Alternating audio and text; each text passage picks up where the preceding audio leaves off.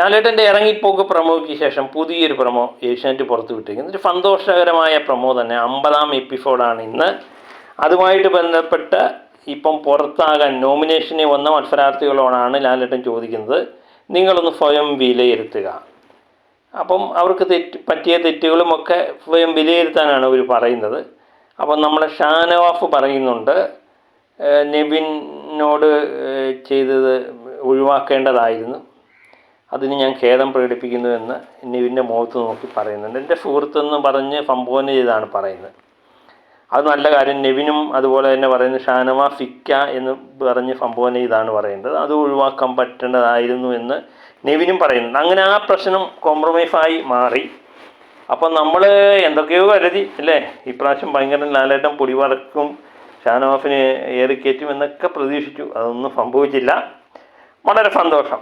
അപ്പം ബെന്നിയെ പറ്റി പറയുന്നുണ്ട്.